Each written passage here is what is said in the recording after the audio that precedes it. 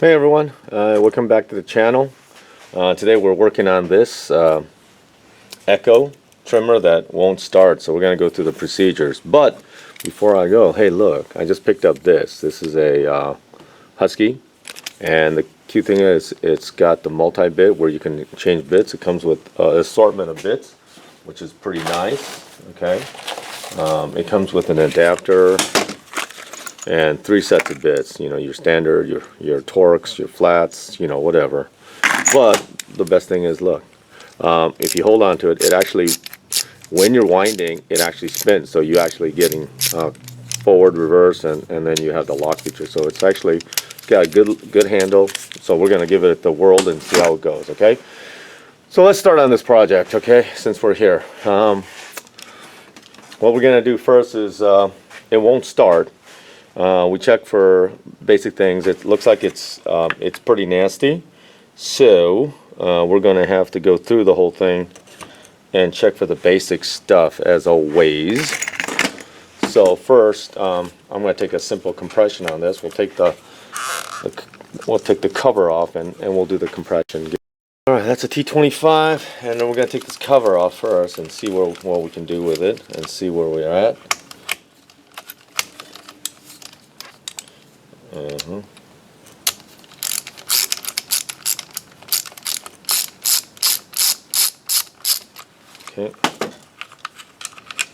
Okay, 2 separate screws. Make sure we don't mix those up. And then I'm going to try to get this off. I've never worked on an echo before, so this is going to be very interesting. Looks like I'm going to have to get this to come off first.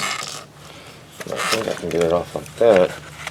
And then let's take the cover off. Is there another screw? There might be another one right there in the front. Yep, another one in the front. Same T25. And this has got a big handle on it, so it's actually easy to maneuver.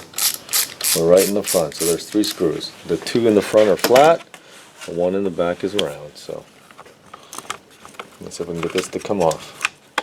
And that's got a little hook on it. Well, maybe that didn't even need it, but hey, we got the little wires that goes around it. Okay, and then we're gonna see if we can get that to come out. Well, you know what? Let's take this cover off too, so I can actually access some of it. Okay, the cover comes off, the air filter. That looks pretty nasty. And then the wire goes around this, so we're going to try to move the wires out. Alright, let's move the wires out. Let's move it back like this. Screwdriver to just move the wires up and out of it. For the kill switch, let's see, come on, just lightly without damaging. We should just be able to nudge them out. There we go. There we go. And if you can tell, there it is. I got the 2. Oh, geez, you can't really tell now, can you? Yeah. I got it off of this part right here. So we just worked it out without stretching it, and without killing it. Okay. All right. Let's take the plug off and take a look at it.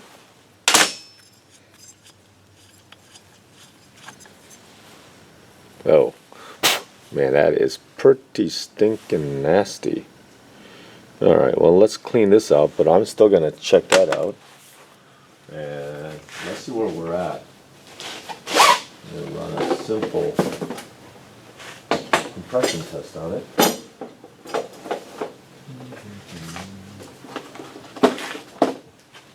There we go. We're just going to use our everyday one, and then we're going to check it out. I find that most all these fit this first one. I mean, 90% of them fit the same size. So we'll hand tighten that. Okay, and then we'll look at the gauge. Hopefully you can see the gauge. Can you see the gauge? Okay. Let's see if we can see the gauge. Can you see the gauge? Okay, can you see the gauge? Okay. Oh, shoot.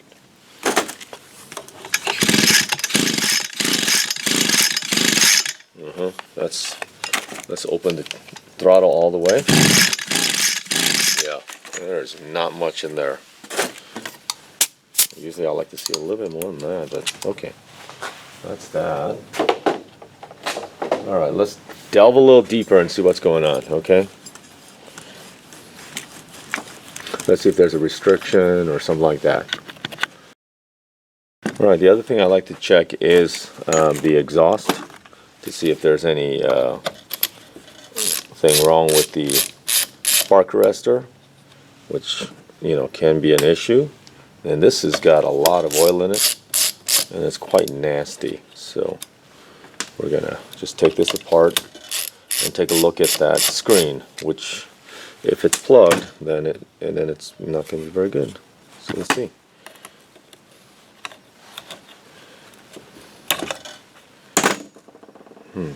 What do you think? I think it looks not too bad. Doesn't horrible. We'll clean it out a little bit, but it doesn't look too bad. But it does have all the indication that there's been a lot of oil going through it. I'm going to take the other two off, and we're going to look at the piston too, since we're here. That's hard. Okay.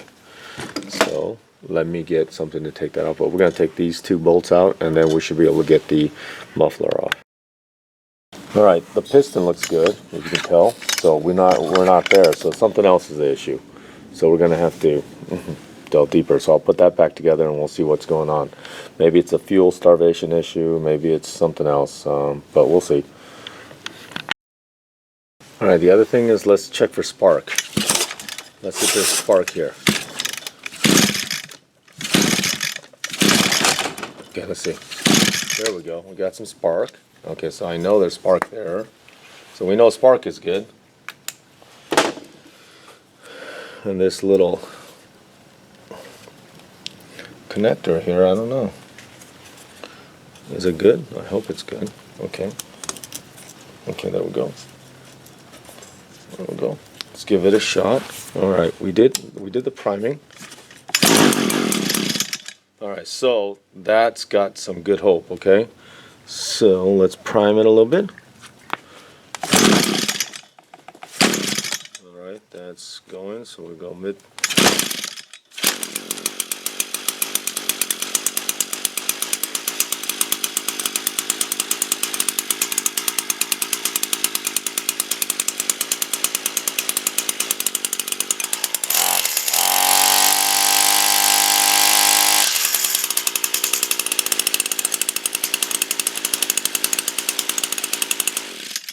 Okay, we took the whole thing apart.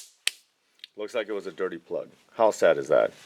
But there's a lot of oil leaking out of here. There was a lot of other stuff, but hey, turned out it was just a foul spark plug. But okay, and thank you for joining me.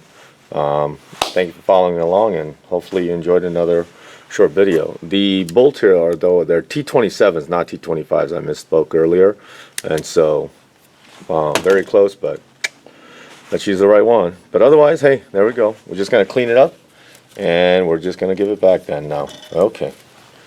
Have a wonderful day. Take care again. Bye now.